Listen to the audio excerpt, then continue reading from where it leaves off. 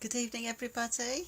I'm Kath Lloyd from Make the Change, and it is It's Wednesday evening, and it's Let's Talk, and it is what we're discussing tonight is what has love got to do with it. Now, I just want to read you a little quote that I saw on social media the other day because I just happened to come across it after I'd already decided what I wanted to talk about, and I found it quite interesting what somebody said. So I'm just going to read it out. Okay, so people don't love nowadays; they tolerate. That explains how they can easily cut you off. They never loved you; they only tolerated you.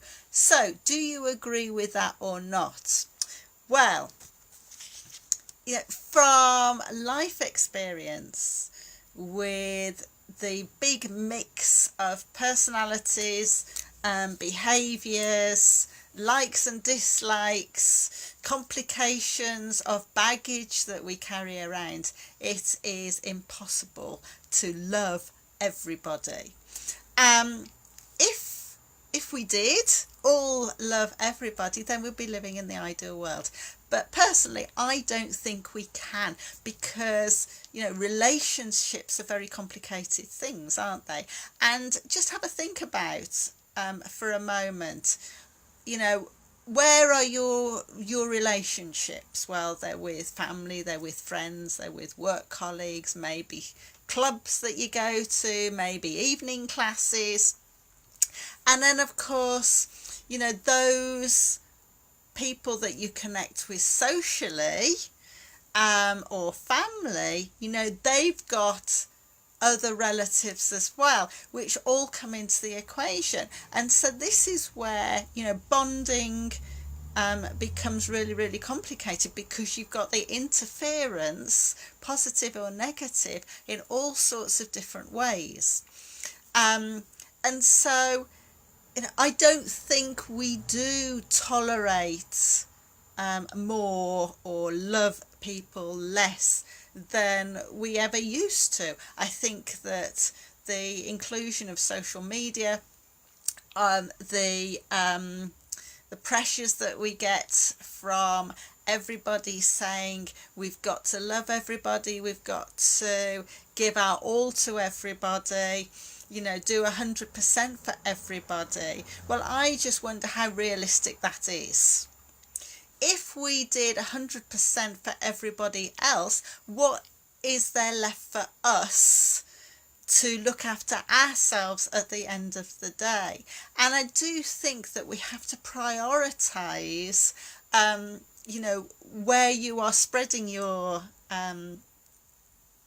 support structure, who you are spreading it to, how you are helping people, how much time you are giving to other people, because you've got to look after yourself as well. And I know that it perhaps sounds selfish, but if you can't look after yourself, how are you going to look after the other people who are really important to you? Yes, when you're at work, you've got your job to do, you've got your roles and responsibilities to fulfill. There are going to be people there that you have to mix with, and you may respect, what they do, what their role is, and how they do it. But, sometimes we may not like that person. As far as loving that person is very, very difficult through the day, and work with these people in the best way that you, the best outcome of your roles and responsibilities at work. And yes, in your own relationships, your private relationships, there are going to be times when it's tough, when there is perhaps a bit of a relationship breakdown, a bit of poor communication, but it's about working around that and being able to make the good, strong connections again, so that you can carry on having a good relationship. When we're talking about loving someone, or and how important that is, how often do you tell people what you love about them and why they are important to you in your life. And I must admit that I'm not very good at giving compliments. I for some reason I just don't think about it so much until someone jogs me, and says something nice to me. And that is something that I personally have got to work on, and none of us are perfect. We've all got to develop, different ways and how to express ourselves. And some people actually find the whole process of expressing love or friendship very, very difficult. And we all know there's somebody in most people's lives where they tend to push it away and reject the love that you and kindness and caringness that you are giving them. But perhaps, this is just my thought, but perhaps they're the ones who need it the most. And you can't force things upon people, can you? You've got to wait until they are ready to accept. Me and my sister, we were talking today about Joan, and how really she could do with she's 83 and she could really do with a little bit of help and support other than what we are giving her. But at the moment she's rejecting it, she's putting a block up against it, and she's very determined that she's going to do it for herself, and that is good. But on the other hand, what we're trying to say is that if you had a little bit of extra help in the morning, then you'd have more time to do the things that you really want to do, like go in the garden, enjoying the fresh air, going for a walk, to make life better and more interesting. But at the moment she's just not ready for it. She's determined to do it on her own, which is good to a certain extent. So,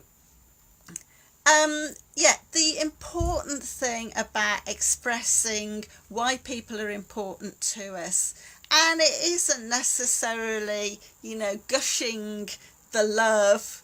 I remember when I was a teenager, I was at art school, and my friend Viv, she invited me over to lunch, and I thought, oh, that's great. And so I went to lunch, and I think we had beans on toast with grated cheese, and then we had ice cream with crushed up digestive biscuits on it.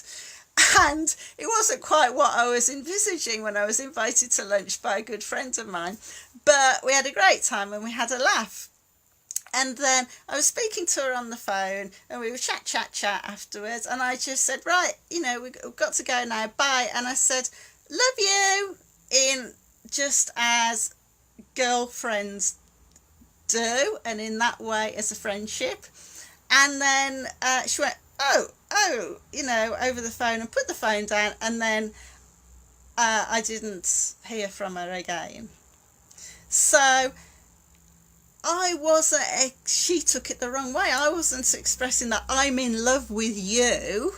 It was just saying, I love you, you're a great friend, we have a good laugh together, and that was it. But, she didn't, perhaps I didn't explain it properly. Well, I wasn't given the chance to explain it properly.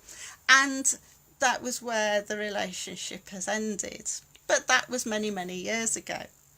Okay, but it is important to say to people why they are important to you. And, perhaps you can't say it face to face. Perhaps that, it's difficult to talk to somebody over the phone about it. But there's still the good old-fashioned way of writing a card or sending a letter, or an email, to express that. And it's just sort of saying why they're important to you in your life. What do they do for you that perhaps other people don't do? Because a lot of the time, we don't know how we support others unless they tell you. And it's very easy for us to assume that that other people in our lives understand how we feel about each other. But, some people aren't switched on to it. Some people don't, aren't able to pick up the signals. They're not tuned in that way. And, perhaps we think we're expressing it in the right way for that person. But again, if we're not tuned in quite accurately to each other, they might not pick those signals up. So it isn't just about saying the words or doing the actions. It is about putting the two together so that you can really put a good picture across of why people are important to you in your life. And friendships and love comes in all different sorts of shapes and sizes, doesn't it? The love that you have for your parents is different to what you have, with your partner or your kids or your friends or your siblings. And so, there's and we have a whole array of different friendships, don't we? Whether it's social friendships or colleagues or sports clubs or, whichever. And they all mean different things. Some people keep work and social life very, very separate, and I can understand that. And some people don't. They mix the two up together. I remember working with a bunch of people. This was years and years and years ago, and these two girls, they really bickered at work. But actually, I found out, quite surprised, that they were really good friends outside of work. But when the one girl came into work, she was so focused on what she was doing. I think she was a bit of a nightmare for a friend outside, when they were in work. But outside of work, she was all relaxed. And so she was really able to engage with what was going on socially. So I found that really, really interesting. Just the process and the perception of people in different situations. And I know, I speak to a lot of people who say, well, I know how to act when I'm at work. You've got a job description, you've got your roles and your responsibilities set out. People know what to expect of you. You know what you've got to do. And so when you go into a meeting and perhaps you don't know many people, excuse me, you can hide behind your job title. You can hide behind those roles and responsibilities and get on with the job. And yet these same people struggle to go to a party or a function outside of work with exactly the same, setup, that they don't know many people there, but they feel as if they are treading water because they haven't got a job title, they haven't got a role or feel they don't have a role or responsibility when they go to that function. And so they find it very, very difficult to be able to engage with other people. And so this is where it's really, really important to know you. Okay, it's about, knowing what your skills are, what your personality is like, what your strengths are, so that and also what you want to gain from that function is really, really important as well. Is it that you are going out to meet certain people? Are you going out to have a laugh and a joke with people? Perhaps you've got a set of, and have a think about what it is you want to gain from this night out. Is it just a very relaxing night where you're going to meet some new people, or perhaps you've got some people to meet there? And so, it's just like at work or at business. What is the outcome that you're trying to achieve from that night out? Is it to help the person who's invited you to have a good night? It may be that it's somebody's birthday party, or weddings are notoriously difficult, aren't they? you know Quite often you get invited to a wedding, but you don't know many people there, so that can be quite difficult. But actually, you know you have got good skills. It's about using your communication skills, and you could go prepared and have a little set of questions that you've got, so that when you meet somebody new, is ask them some questions to get people talking to you, and then the next set of questions will come along really, really easily to engage in good conversation and communication with those people. But again, it's about knowing yourself. So this little exercise about how you express your appreciation, kindness, love, affection, whichever word you want to call it, for other people in your life, is also to do it for you as well. What is it that you appreciate about yourself? And this is something that I work with with my clients. What is it that you appreciate? What is it that you bring to your relationship with yourself? What is it that you like about yourself? Okay, because when you understand yourself, you're in a better position to be able to express it and spread those great skills out to other people. So, yes, it's important to express your love to other people and your kindness and your affection, but also it's important for yourself as well. Because if you don't help yourself, you are going to start struggling with your self-esteem, with your confidence levels, and then if those are starting to decline, then yes, you will be struggling to spread your kindness, your great skills, your affection out to other people. So it's just like what the saying, how the saying goes, help yourself to be able to help other people. So that's your little exercise for this week, is what, well, there's two exercises there, isn't there? One for yourself. What do you appreciate and respect and like about yourself? What do you bring to your relationship with yourself? And then the same for other people who are important in your lives. Okay, so, and have some fun with that, especially with people that you like.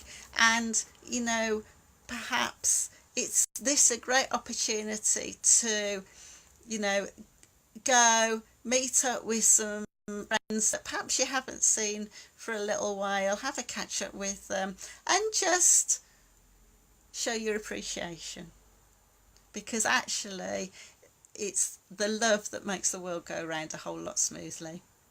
Okay, and I know we can't love everybody, but if we can spread the love, the affection, the kindness, the caringness out, that will then ripple out to other people as well.